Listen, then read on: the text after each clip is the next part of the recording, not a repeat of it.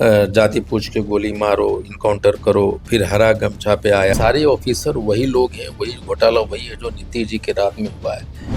और ये धीरे धीरे ये नीतीश जी तक पहुंचना है। ये जब नीतीश जी के पास पहुंचने का मतलब है जदयू को खत्म करना है। और वो सारी चीजें जो पर्दे के पीछे हो रहा है, जात जात जात जात करना क्या उचित लगता है गुप्ता जी? आप मंत्रिमंडल का रिसफल कीजिए, उस समय जात आएगा। आईएएसओं को ट्रांसफर कीजिए, उस समय जात आएगा। टिकट दीजिए, उस समय जात आएगा। नमस्कार, आप लाइव सिटीज देख रहे हैं, आपके साथ मैं हूं वसीम खान। फ्रेम में आपको आईपी गुप्ता दिख रहे होंगे। क्षेत्र में काफी सक्रिय हैं, अधिकारियों के साथ लगातार मैराथन बैठक कर रहे हैं। मगर बिहार की सियासत किस ओर जा रही है, एक बड़े प्रश्न के साथ। जहां एक तरफ राबड़ी आवास खाली करने को आदेश दिया गया, अब देखिए आदेश जारी होते ही हाई तौबा मचा, विपक्ष जमकर सवाल उठा रहा है। वहीं दूसरे तरफ अब लालू राबड़ी की सुरक्षा कम कर दी गई है। एक बार फिर आरजेडी खेमे में जो है हलचल देखी जा रही है। और देखिए जाति विशेष को टारगेट किया जा रहा है, इस बात को फिर आरजेडी के नेता दोहरा रहे हैं। हम सीधा सवाल लेंगे आईपी गुप्ता जी से। पहले तो बंगले को लेकर हाई तौबा मचा, और अब जब सुरक्षा घटाई गई, फिर आरजेडी के नेता कह रहे हैं कि भाई यादवों को टारगेट किया जा रहा है। देखिए, राबड़ी देवी जी बिहार की पहली महिला मुख्यमंत्री, अभी विपक्ष में नेता हैं विधान परिषद में, पूर्व मुख्यमंत्री हैं। लालू प्रसाद यादव जी पूर्व मुख्यमंत्री हैं। कायदे से दोनों पूर्व मुख्यमंत्री का अलग अलग घर मिलना चाहिए था, एक ही घर में रह रहे हैं वो। नंबर 2, और मैं कहता हूं कि अभी जो सुरक्षा हटाई गई, उसके पहले जो हरे पगड़ी, जाति पूछकर इनकाउंटर करो, हरा गमछा, ये जो सारी चीजें आज जो सुरक्षा घटाई गई, उसके पीछे की कहानी बड़ी दिलचस्प है कि क्यों ये सारी चीजें हो रहा है।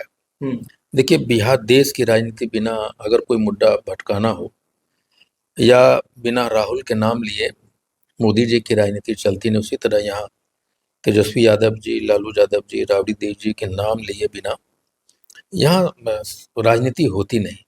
लेकिन गेम इसके पीछे है, जो बहुत गेम है। इसके पीछे गेम बहुत बड़ा है।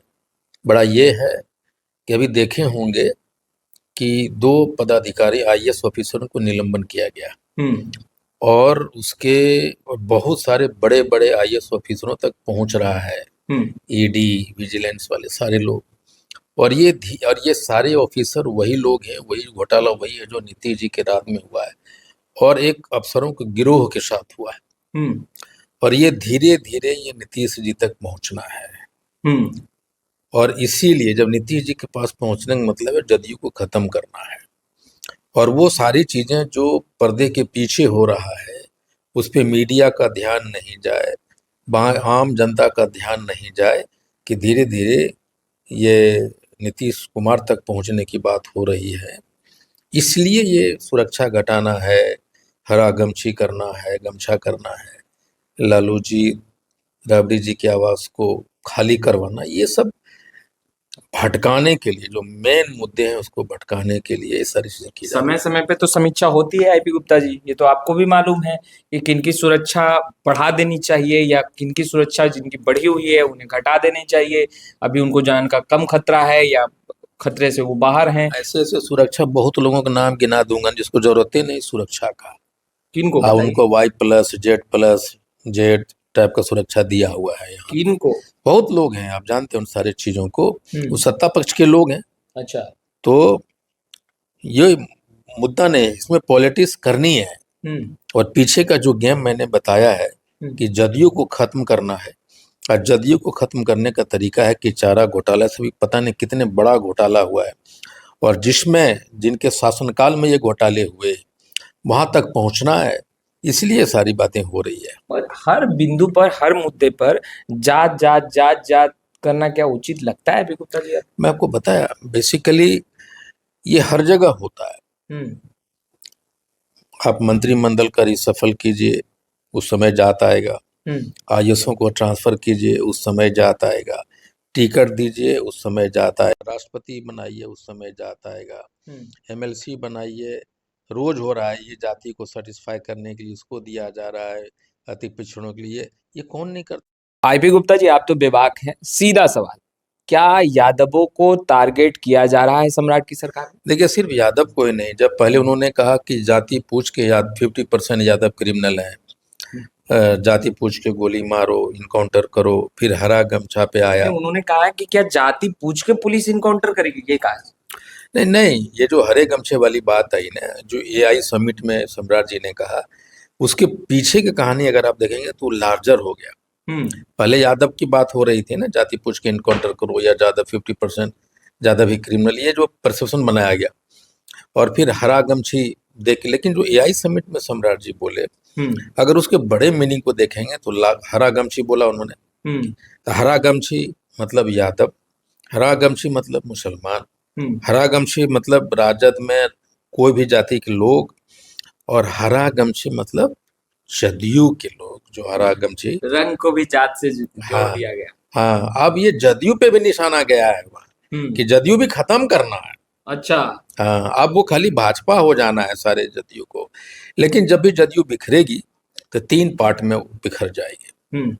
एक ये होगा कि जो नीतीश, जो राजपूत सवर्ण जाति के लोग हैं बुर्मियार, स्वतः वो चले जाएंगे भाजपा की तरफ। जो नीतीश जी के खांटी लोग रहे हैं वो 50-50 हो जाएगा, वो चला जाएगा आधा 50 भाजपा की तरफ और राजद के तरफ। और एक धड़ा ऐसा है जो राजद को छोड़ के नीतीश जी के साथ आए थे, वो सारे के सारे वापस वो चले जाएंगे राजद के तरफ। लेकिन जब हरा गमछी की बात किया तो जदयू खत्म करने का भी इशारा था सम्राट जी का।